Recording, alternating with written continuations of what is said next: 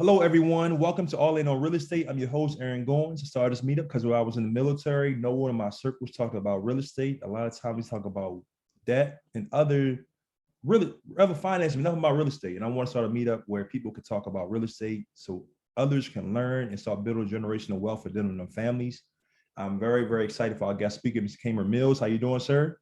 I'm doing very well. Blessed to be here. Thank you for the opportunity to speak today. Yeah, man, I'm really, really excited, man. I'm really very excited to dig into your story. I'm not going to waste any time. So let's get started, man. What's your origin story into real estate?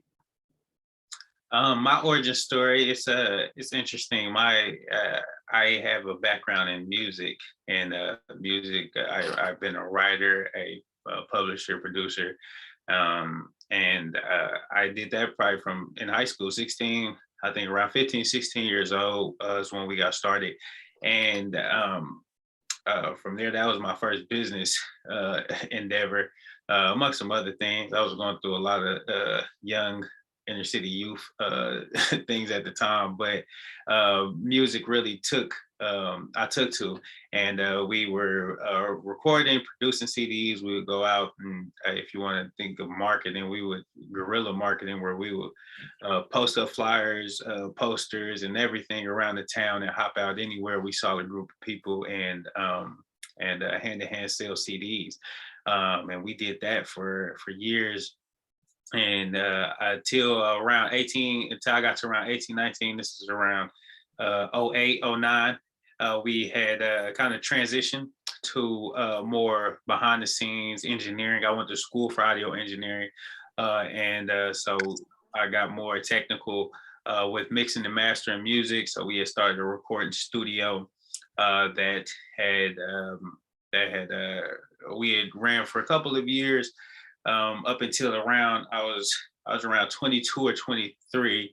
Like I said, that alternative lifestyle started running out, and I had an epiphany that there was several things that happened, but one thing that kind of made that transition into real estate was my brother had come to me. We had a house in which we had set up our studio, and my father, who was a minister, he had a member who, I guess they were going through something, and they just had a house that they were leaving town, and they had somebody who was supposed to buy it. That person didn't show up, just gave it to my father, and my father knew at that time that me and my brother were attending school for audio engineering. He's like, I know you guys are doing your music thing.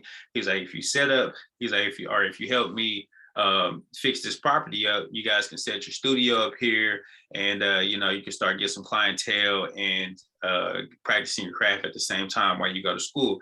And we like, yeah, that was a no-brainer. So at the time, that I didn't know at the time, but that was actually my first real estate investment deal. I actually ended up buying that property from my father by paying off taxes. He had some stuff going on, some marriage issues and some other things where he kind of had to get the property out of his name. I actually paid off the taxes, and he signed the property over to me. Shortly after that, my brother had invited me to a real estate investor. He asked me to borrow some money to go to one of these seminars, and I'm like, no, that doesn't sound like a good idea. And he's like, come on, man, this is it, man. I promise this is gonna get us there. And I don't know what it was, but I loaned him the money. It was a 3-day seminar for a weekend on flipping houses, and I had to work that weekend actually, but I went to, they let you invite a partner, and I went to one day of that weekend seminar, and that one day, I don't know, just something clicked in my head, and it was like, I can do this, we can do this. And so that was really what got me going. And I think this is probably like 2013 or 2014, somewhere around that time. And I was like, hey, I started reading all the books that they gave in the seminar, listening to the CDs, going through the steps. I'm calling hard lenders, I'm talking to brokers, I'm doing everything that they told us to do. And eventually I had a meeting with my father and my brother and said, hey man, let's sell this house so we can actually have some cash to go to that properties. We were making a little money through our studio, but it wasn't anything substantial where we, could really quit jobs and, live off of. So we're like, let's go into real estate, build some capital, build some cash flow, and then we could focus on the music business full time. And that's pretty much what happened. That's a whole that led into a whole bunch of learning lessons in itself. But we did sell that house, and then I bought my first fix and flip, which I actually was an attempt to fix and flip, because that didn't actually turn out as lucrative as I originally anticipated. But it was my introduction into real estate, and it taught me a lot and got me going. So I'm really grateful for that. That's a great story right there. So let me ask you this: what was some of your early learning lessons along the way? There was so many. I guess I'll speak just directly on that particular deal while we're talking about real estate. That deal, I guess to continue the story, what had happened was, again, I think that, and this is not to speak bad on any gurus or mentors or anything in the space, but a lot of times what they're selling is hype. And what they're selling is their goal is to get you fully engaged and hyped up and believe that you can do it so that you can buy more stuff from them. And we, even with us, I mean, from the seminar we signed up for to what they're trying to get us on the $30,000 truck to ride through Miami and buy houses with them or something like that. But we didn't have $30,000. We barely had the $500-600 that we had to scrape up to get there. But they didn't tell that. I didn't know what I didn't know. So I'm a person who, when I get an idea and I believe I could do it, I just go for it. And everything that they had in the books, like I said, I called the hard lenders. I got a hard lender. I got an agent, found a property. I bought the property. But what happened was, first mistake, and this is a lesson learned, I didn't get the property inspected.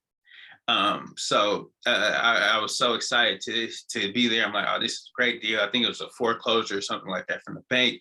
And I didn't inspect the property. And there's two things that really turned out there that didn't work to my advantage. Was one, the whole front of the house was an unpermitted addition. So once we bought it, of course, the city was like, yeah, actually, we wanted to put a porch on the front of the house. There's no steps or anything leading up to the front door. So we were going to build a porch. And once we went to go pull the permit for that, we found out that, that door in which we were building up this porch was not supposed to be there in the first place. So they're like, yeah, pretty much you need to tear off the whole front of the house and rebuild it to its original structure. And then in addition, we also found that there was a stream running into the basement that was it ran into the sub pump, and I guess it was just a natural spring that ran into the basement, and we lost power for a couple of days, and there ended up being a couple of feet of water, just standing water in the basement. And we're like, what do we do with this? And then I had family members. That's another lesson I learned. I'm not going to say don't have family members work with you, but make sure, don't make that decision off of the fact that they're family and that you can get a deal, because I tried to negotiate with my family members who had experience in doing construction and rehabs and things like that. But our agreement didn't hold up. They kind of walked off the job in the middle of work. I had to pay other contractors to come back and do the work. And we ended up, we took a bath on that one for sure. And all of these things, for one, if you say lessons, one, get the property inspected. Always get the property inspected, unless you are getting it at a deal where you just cannot lose. Despite what you may find, always get a property inspected. To choose your contractors wisely. Make sure that decision is based off of their ability to get the job done efficiently and effectively, and not based off of price or the relationship that you have with them. And have a plan. That's another thing. I did not have a plan. I again was sold all this this hype and this energy that I was like, yeah, I can do this. I'm ready to get rich in real estate. And I ran out and did it. But I really did not have a strategic plan of how I was going to execute this rehab. And when things started to fall apart, I didn't know how to recover. I didn't have any backup plans to sustain me. So those are just a few lessons that I took from that specific that first deal that I came across. That's crazy. But I think it's a great everything set up for you made you much stronger. You know, Yeah, at the end of it, learning from it, and some great learning lessons too about family and things like that. And I hope people really take that in about using family because a lot of times you hear a lot of horror stories about that. Yeah. So moving forward from them first couple deals, what was next for you? So after the dust settled from there, I had during that time I was getting my real estate license. I read on a blog, I think that it was like the best way is to find real estate deals for cheap, and one of them on the list was get a real estate license. And I'm torn between the two if I really believe that was a factor or not, but because it's not cheap to get a real estate license or to hold one if you're not really using it. I have a real estate license in Kansas and Missouri, and it has made me some money, and it has saved me some money, particularly in my own deals whenever I'm buying and selling properties. But as far as what that particular blog was speaking about wholesaling and how to find wholesale deals. But for me, that during that time, once the dust all settled from that ordeal, all I pretty much had to my name was a real estate license. So I partnered up with Ed. Well, I started working with an investor, and he was really good at pre-foreclosures, actually, in Kansas City, where I'm located. I have not found or seen anybody who has a system particularly focused in pre-foreclosures that can match his. But I was almost like a bird dog listing specialist. I will go find him deals. If I bring it to him, he will buy it, rehab it, and relist it with me. And that I learned that was more of a learning experience than the monetary gain, I would say, particularly for my town.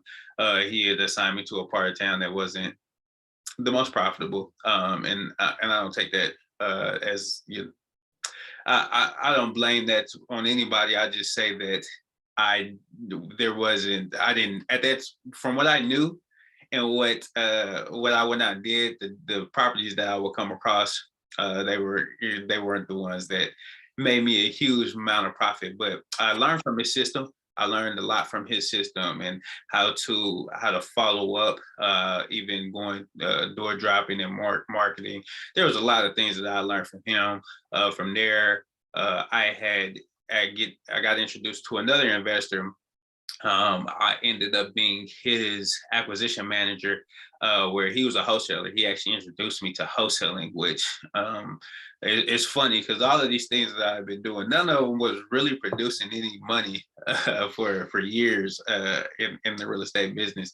And then I had, when I met this guy, even working with him, I was his acquisition manager. I was doing cold calls, going out and, same deal, knocking on doors and trying to find deals for him to wholesale. And we did a couple of deals, but wasn't anything substantial. But he had stepped away from the business and kind of gave me his business model. And being the person who was working in his business, I knew the things that wasn't working, and I knew why they weren't working, because I wasn't an acquisition manager. I did everything. I was a receptionist. I was a cold caller. I did every single thing that could possibly be done when it comes to actually getting a contract. And I was like, yeah, this isn't effective.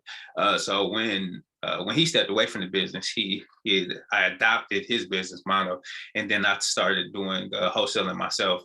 And it took me about 6 months or so to really get some momentum. But after that, we really started seeing some progress. And I think this was probably 2020, probably about 2 years ago, where we actually started seeing some success when it came to wholesaling. So what has been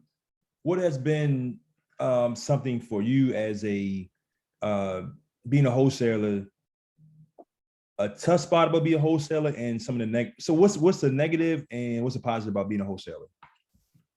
I think wholesaling is great because it allows you to generate capital and make money quickly in the real estate space, which is not a typical. If you really want to look at real estate in any investment endeavor, it's a long-term journey. You're not going to win overnight. You're not going to become a millionaire overnight. You're going to build wealth long term.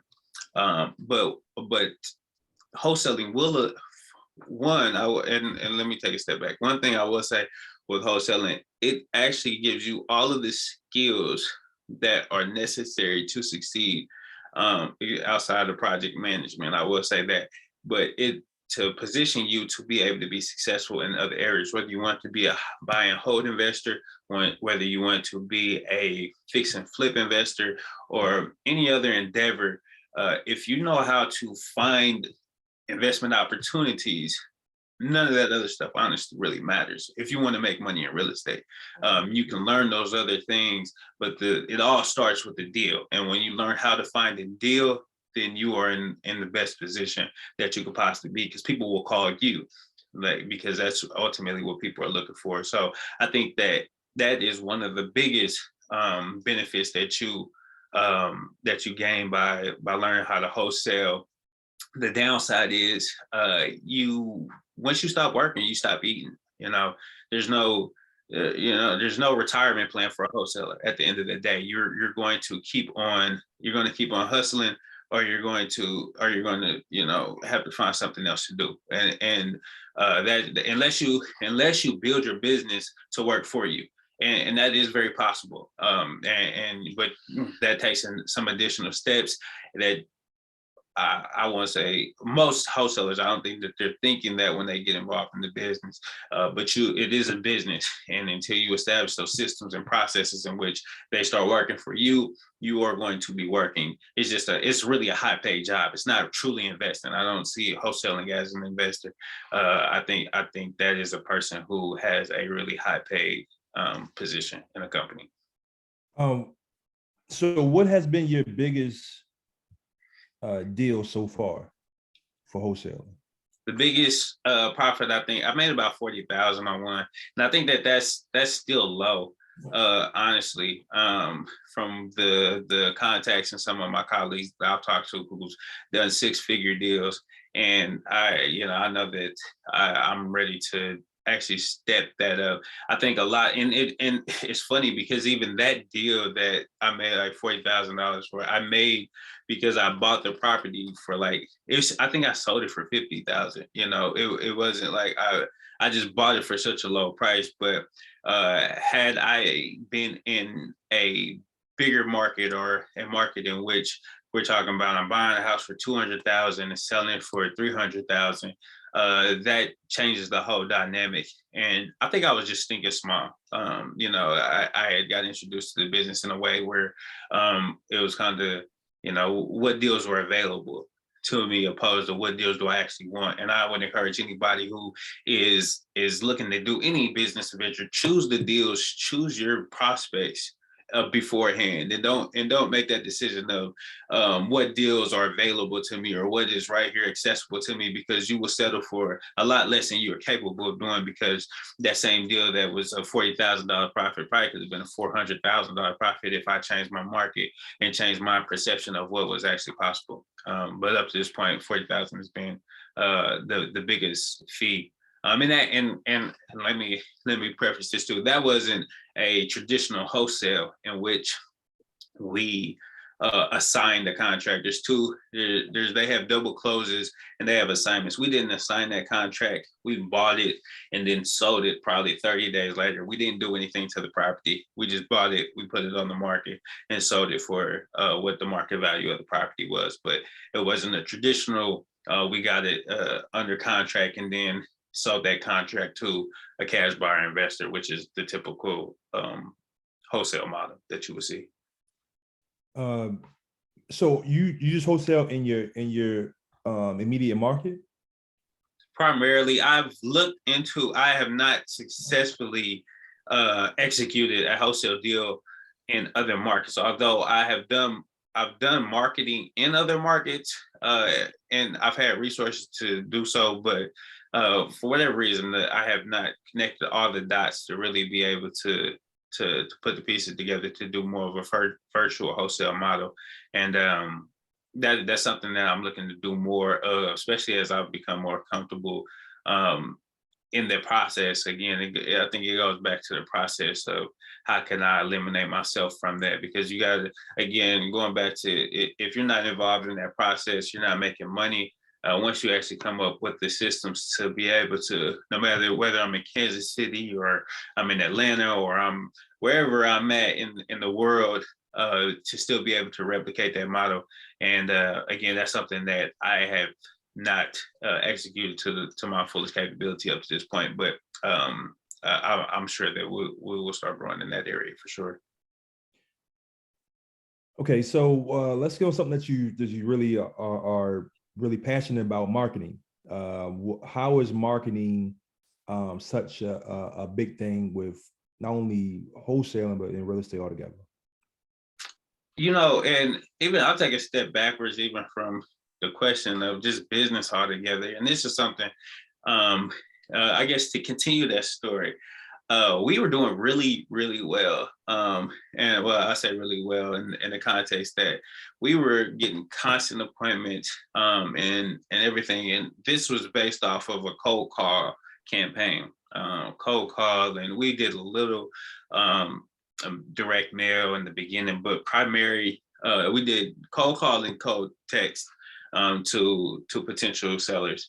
And initially we were getting appointment after appointment. And somewhere it was towards the end of last year, and I don't know if it was COVID, I don't know, Mark, I'm not still to this point 100% sure what it was, but like there was something where things just started to taper off.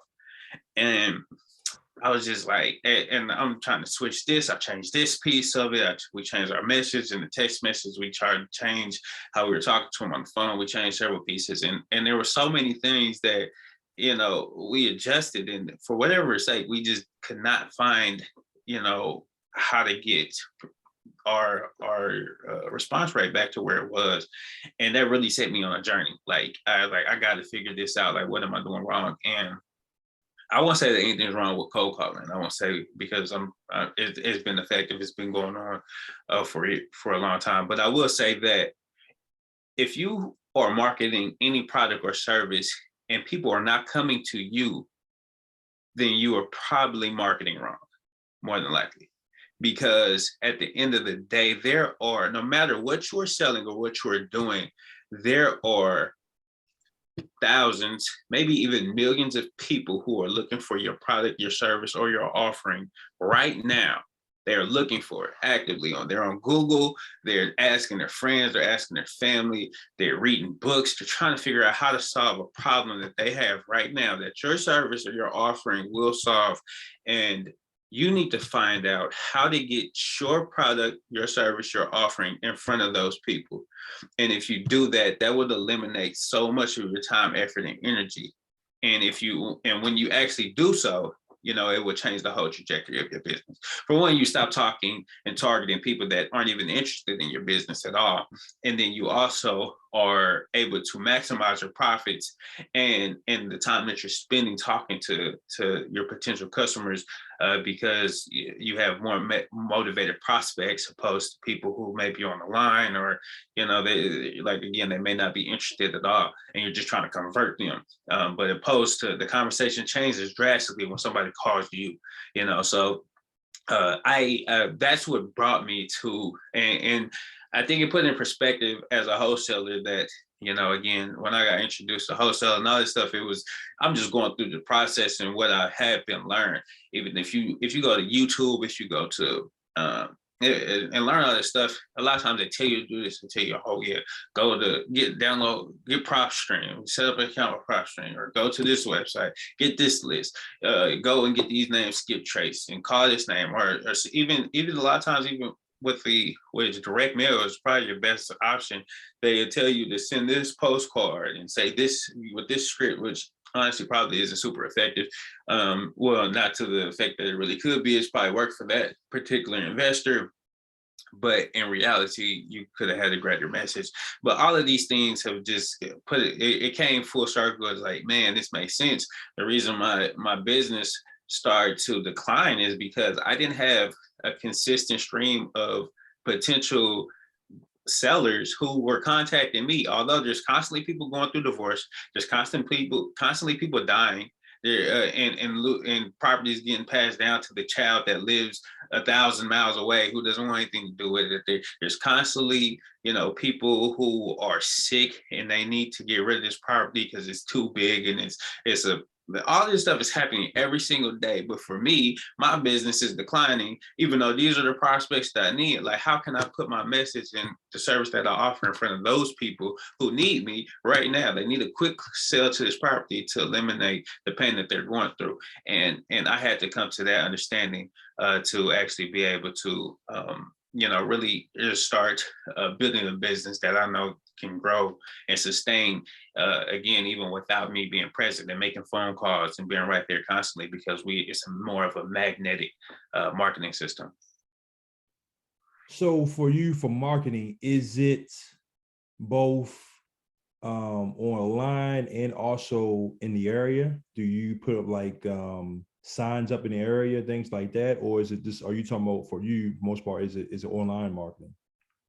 The two areas that I focus my energy is in direct mail sales letters and in online sales funnels. And honestly, the marriage between those two is probably really where you want to be. If you think of even Google, the way Google gets AdWords sold is they do direct mail. You're talking about a online. The way that they get people to buy an online service is by sending them a letter to businesses saying, "Hey, this is how you can take advantage of AdWords to promote your business." But that's usually what it is. If you have an online sales funnel, you can go ahead and write a message. Yeah, and you could go to list brokers. You can go to there's a company, I think it's SRDS or something like that. And I'll put that up in the notes. But you can go and they will give you a list. You can actually search list of if you're selling whatever product. You can look up people who have purchased similar products or opted into similar lists in the past, and you can buy a list in certain zip codes. If you want to do it by zip code or whatever demographic you want to, you can send them a letter saying, "Hey, go to this website, opt into this, you'll get a free gift." And by them doing that, now you have a list of the people who are interested in your particular offering, and then you can continually send mail to them. The thing is, when somebody receives mail, first of all, most in long as it's not a deal, or something that they're not interested in, most people like to receive mail, and they will sit down and read it. If it's something that's interesting to them and intriguing to them, they read it. And if your offering and your message is captivating enough, they will take action, that especially if it's helping them get to a benefit that they want or get away from some pain that they want. Really, getting them away from a pain that they no longer want to have is more powerful when it comes to a marketing message. But if you can help them solve a problem, then they will take that action. So by sending somebody a direct mail letter and getting them online is actually probably your best approach. But if you did one or the other, I think you'll still be successful. Love it. I love it, man. I love it. I love it. Brendan put a comment about how he agreed with you and everything you're saying. So I just got one more question, well, two more questions for you before I let it off for the attendees. Where do you want to see yourself in 5 years? In 5 years, I really would like to be at a place where I'm at financial freedom and able to start doing more philanthropic efforts. I have and I started it, but it has not been my hands-on involvement. I have a property in which I say donated to the cause, in which we are looking to help foster children get basically it's not that's well I guess that particular property is where more of a transition home, but it's built on the same foundation where we want to basically take children that are in foster care and be able to bring them into a home in which we can instill them with the skills, the knowledge, the resources, and everything that they need to be able to succeed and thrive in society. Basically, taking those who are statistically destined to fail and giving them everything that they need to thrive. So I really want to get more involved into that. I also ultimately want to get into like fund management and whether and I don't know if it's fund management, but maybe venture capital, kind of corporate finance endeavors when it comes to real estate. And that's one thing that when it comes to the commercial aspect, which I've started venturing into in recent years, is that I really enjoy the ideal of buying businesses, and which is if you're buying an apartment building, that's what you're buying. You're buying a business. So when you analyze the numbers and look at the potential growth of that business in the long term, I enjoy that aspect of it. So I really want to I want to master that craft of identifying whether that's just real estate, a real estate endeavor, or a business endeavor. Be able to buy and run and grow, and ultimately even sell potential business ventures as well. I'd like to be, I'd say, in 5 years. Okay, and one more thing, what would you tell somebody new that started into real estate? I would say begin with the end in mind. Start with a idea similar to the question you just asked me about the 5 year goal. But I would, go out 10 years, go out to, even walk back if you can, walk back from death. When one of my mentors told me, your eulogy, write out your eulogy today. What would you want somebody to say at your funeral? What did you do? How did you impact the world? And how do you want people to think of you? And if you do that, you start having a target. But I would say that if you have a goal in mind, stick to getting towards that goal, come up with a plan, and just stay consistent and stay focused. I know that even for me, everything that I have done that has been a success has come through much failure over and over again. And every failure that I look at in hindsight, I know for a fact it happened for whatever reason it was necessary to get me to where I am right now. And so none of my successes can happen without my failures. So I would tell anybody to endure your failures, embrace them, learn from them, adjust, and continue towards that goal that you had set in the forefront. And I think if you continue to go, you there's no way that you possibly fail. Right. I love it. So let me open up for questions. Anybody have a question? Cabrin, and that was a great presentation, man. Great questions you was asking, man. A lot of gems. So any questions for Cabrin? Sure, I have one. Okay. Hey, Peggy. Hey, oh yeah, I have one of the things you said was, I think this is when you were working for a flipper, that you were assigned to not the most profitable part of town. Isn't that where you could do a lot more flips? It is, and I honestly think that and I will say this particular buyers, and this is a comment. I'm from Kansas City, Kansas, Wyandotte County.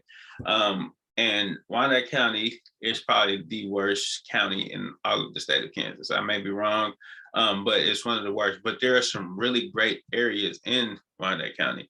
But if you are in a certain part, there's a highway, it's 635. If you are east of this, so basically the low numbers, basically there's like one street that goes from like First Street out to 100, 200 Street. The lower you are on the numbers, the worse your part of town is, essentially. So the highway usually comes in around 40 something, around 42nd, I think. A lot of investors have a criteria that they say if it's east of that, which means anything lower than 42nd Street, they won't buy it. Even if there's a lot of pockets in those areas that you actually can be able to make money in, but nothing. His just general criteria was if it's east of 635, we're not going to buy it. He would, I won't say he wouldn't buy it, but he wouldn't put money into these properties to sell them. So there were certain listings that I would have that if he had actually put the money in to fix them up to be to their full capabilities, actually was sold really quickly and probably got a decent profit. But he felt that it was a risk that he wasn't willing to take in that part of town. He would rather put that money into another part of another property that's in a different part of town. So why would you work in a place like that if that's where he wanted you to work? I don't get that. I'm a little confused about that. And what about the understanding of when you do fix up properties in, let's say, the not best part of town, it changes the neighborhood, which is what people want. They want a better neighborhood. That's It's really the good duty of flippers to change neighborhoods and make them better places so that it's affordable and still nice. Just a thought. That's what I was thinking too. And you know, I'm from Wyandotte County. So I think that amongst the team, he had a lot of potential opportunities, we'll say, in that part of town. And he knew that I was familiar with that part of town, and he assigned those properties to me. Where and maybe that wasn't the case, but I'm pretty sure he had gave me that general jurisdiction of Wyandotte County. Now, I can't speak for why because I seen several opportunities that even there's a neighborhood that not far from where I grew up, and these properties compared to all the surrounding areas where, you know, all the houses maybe 100, 120,000 at the max. These properties are selling for $200,000, $300,000, $400,000 just because it was a historic neighborhood where, you know, people were, you know, doing really well, but he just wouldn't buy these properties. I brought him a couple of deals like in this area, and I'm like, man, this is a good deal. And he's like, yeah, no, we just see if we can list it for the seller. His wife was my team lead, who I was under her team. So they had, I mean, I won't speak anything bad about him because I learned a lot and from him in his investing endeavors, but I did not agree with all of his business. Well, how come you haven't gone back and made a difference? I'm in the process of doing it now, and that's why. Well, and you know, a lot of the thing is too, and that's one thing like we mentioned, focused on wholesaling. And he asked the question like when they're downsides. That's one thing with wholesaling, that there's so many deals that I wish I could have got back, or that I made a quick buck off of. That it's like, man, if I would have held that property, or if I, you know, would have went a different route when it comes to the exit on there, it would have had a greater impact on the neighborhood and on my financial piece, honestly, you know. So I'm right there with you, and I'm not 100% happy with all of the investment decisions I've made up to this point, but you know, you live and you learn, and I'm glad you bring that up because those are really good points. You can only start today. Definitely. All the hindsight does is tell you the path to take, and the road not to take, because you learned all the lessons, and you learned quite a few lessons, I must say. So move forward. There's plenty of people out there that'd be happy to be your partner, to be your money partner, so you could get some and change your neighborhood by either selling it or renting it, a little of each. You know, I'm always available to you to have those conversations. Most definitely. I think and I give you a call because I think that's something. There's several areas, even when it comes to development, there's a lot of potential in Kansas City, and there's even in KCK, even at Wyandotte County, which, like I said, is notoriously kind of perceived as a bad part of time. There's so much because it's the closest county to Kansas City, Missouri. Like, I still stay in Kansas City, Kansas, Wyandotte County, and I'm probably 5 minutes from downtown Missouri, so like everything that's going on that's attracting people to Kansas City, Missouri, and things like that, it all trickles over to this part of town, and there's a lot of benefits. So I think that's a conversation I would love to have to see how we can. Anytime. You got my number. Definitely. I appreciate you. Brendan asks, how do you automate your business? And then what is your favorite book? That's a good question, because we didn't get into that, but during that wholesale process, and that's again, I learned that I was doing way too much, so I got into VAs. That's one thing that I had learned how to start implementing within my business. And I would say, to answer that question, really, to how to automate your businesses, first know how your business is run. So, I mean, if you're actually operating in your business, document every single thing you do. If you're having a conversation with the seller, write all of that down. What are you saying? What's being said? If you're marketing, how does that marketing process look? If you're getting a contract signed, what does that look like? If you are sending that to escrow, what does that look like? If you're and I'm speaking specifically from wholesaling, if you're marketing to a buyer, what are the steps to market? Are you putting it on Facebook? Are you sending out an email blast? Are you calling people personally? Who's making those calls? Whatever that process is, every single process in your business, write it down. Because and make it simple, because and when I say simple, I mean a 5-year-old can understand what is going on in your business. And once you accomplish that, at that point, it's really just finding the people to implement it, or the tools. Because another thing, once you do that step-by-step process of what's all going on, you can go through that list of items and say, okay, well, we can just download this app and do that, or we can get this CRM to do that, or we can outsource this here. And you could eliminate so many pieces of that to actually be able to, to make sure that if there's something that you actually do have to do, again, it's the things that make the most sense and that you're getting the best return off of. And then also, whenever you start eliminating those things that could be easily automated, then you can delegate those to your VAs. Okay, if you're skip tracing, or if you're making cold calls, that's one thing. Cold calling was one that it's crazy because it's a high value task, but it's also it's a time consuming, and depending on where you are in your business, it can be perceived as a low value task, because it's something that my VA was doing for, $6 an hour.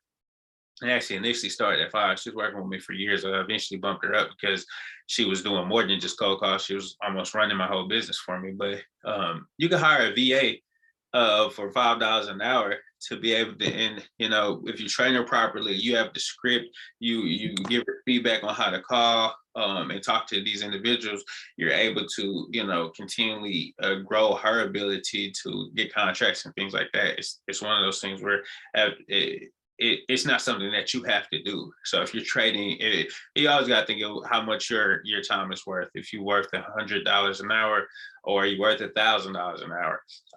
If you're doing a $20 an hour task, and like I said, I'm talking about a $5 an hour task, how much is that worth? So anything that's below your value worth the time, you should be either automating or delegating. And so I would just step one, write down every single step in the process of your business, and then find out what pieces in that list of steps can be automated through technology, and then whatever is left, see what can be delegated to somebody else outside of yours or yourself, and then whatever is left, go ahead and figure out how you can do that most effectively. And there may still be a way that you can partner with somebody or still delegate those items as well, if possible. Oh, Chanel. Any more questions for Cabrin before we? Oh yeah. He also asked what my favorite book is. Yeah, my fault. I've read so many books, man. I would say my favorite book, and this is, I don't know how helpful this will be, but my favorite book is The Greatest Salesman in the World. And The Greatest Salesman in the World, it actually is, I think about, it's a book of 10 scrolls. The reason this is my favorite book is because it was an introduction to, if you've read Think and Grow Rich, the book Think and Grow Rich talks about a lot about auto-suggestion and several things like that. And the book, The Greatest Salesman in the World, it actually is a practical approach to that. So it has these 10 scrolls that you're supposed to read 3 times a day, every day, for 30 days before you move to the next scroll. So it takes that principle, and the scrolls are beautifully written. Og Mandino is the author of that book. And every single one of those scrolls is just like, it really, when you read it, it gives you a certain energy that is really positive. And I think that if you can actually go through that. I've had several people. I'm actually going through it right now. Again, I failed several times to commit to actually doing the full 30 days before moving on, but I'm going through again. And I think just a habit of that auto suggestion pattern of reading in the morning when you first wake up, reading at midday, reading right before you go to sleep, and ingraining whatever it is. Just the process, whether that's your goals, whatever that is, but going through that process of that continuous suggestion to your subconscious mind. I think that is huge. So that's my favorite book. And the reason it's my favorite is because that was the first personal development book. I was around 21 when I first attempted to do that, and I was struggling with alcoholism and some other things that book had really it had touched me at that time to really get me started on my personal development journey.